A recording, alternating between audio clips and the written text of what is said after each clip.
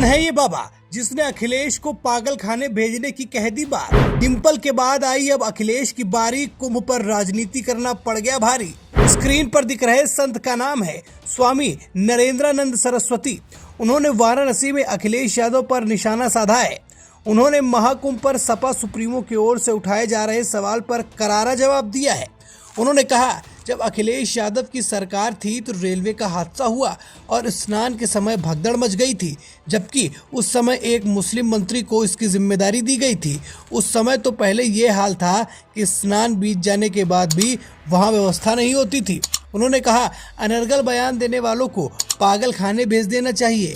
अगर कुंभ में आतंकवादी दिखे तो 10 से 15 मिनट में ठोक दे। उन्होंने कहा, हमारे पंचांग से भी संदेश दिया जाता था। महाकुंभ की सूचना और आमंत्रण संत भी अपने भक्तों को देते रहते हैं। प्रयागराज महाकुंभ में महाबैठक होगी। इसमें घटित जनसंख्या, धर्मांतरण, लव जिहाद, बांग्लादेश में हिंदुओं पर अत्याचार, सीमाओं पर प्रताड़ना की स्थिति पर चर्चा होगी। स्वामी नरेंद्रानंद सरस्वती से जब ये पूछा गया कि महाकुंभ पर विपक्ष के बयान पर आप क्या कहेंगे, तो उन्होंने कहा कि महाकुंभ पर जो लोग अनर्गल बयान दे रहे हैं उनको तत्काल पागलखाने में भर्ती करा देना चाहिए। महाकुंभ में संत देश के मुद्दों पर चर्चा करते हैं, देश के विकास पर चिंतन मनन किया जाता है। इस पवित्र उत्सव पर जो भी अनाप शनाप बोलता है उसको जेल में डाल दो।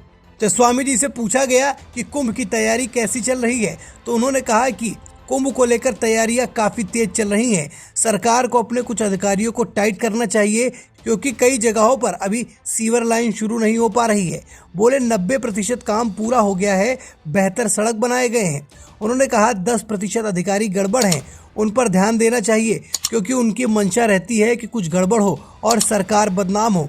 उन्होंने कहा, कुंभ आस्था और विश्वास का केंद्र है, कभी भी राजनीति का केंद्र कुंभ नहीं रहा है। आतंकी संगठनों से मिल रही धमकियों पर स्वामी ने कहा कि व्यक्तियों की सुरक्षा भगवान करते हैं, लेकिन मौजूदा समय में आतंकियों का दौर खत्म हो गया।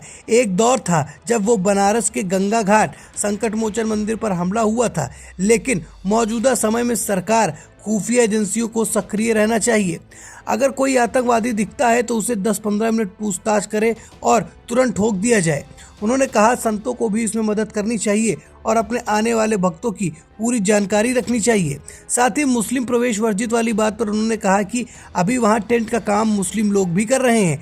हमारी मांग इतनी है कि वहां लगने वाले दुकान को कुंभ क्षेत्र से बाहर लगाया जाए, क्योंकि पूर्व में भी कई ऐसे वीडियो सामने आए हैं जो हमें स्वीकार नहीं है। उन्होंने कहा कि उस वीडियो में कहीं थूकते हैं तो कहीं पेशाब करते हुए देखे गए हैं। उन्होंने कहा, कुंभ सनातनियों का है और वहां सनातन का ही प्रवेश करना चाहिए। ये सारी बातें नरेंद्रानंद ने दैनिक भास्कर से बात करते हुए कही, लेकिन इस चर्चा में जो सबसे अहम बिंदु था वो कुंभ को लेकर राजनीति कर रहे अखिलेश पर तीखा प्रहार था।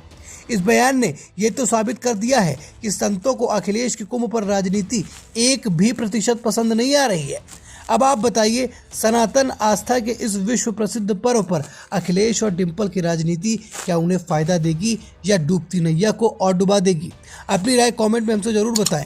वीडियो को लाइक और शेयर करें। चैनल पर नए हैं तो चैनल को जरूर सब्सक्राइब करें। फिलहाल इस खबर में इतना ही, फिर मुलाकात करेंगे एक नई खबर के साथ। तब तक के लिए धन्यवाद।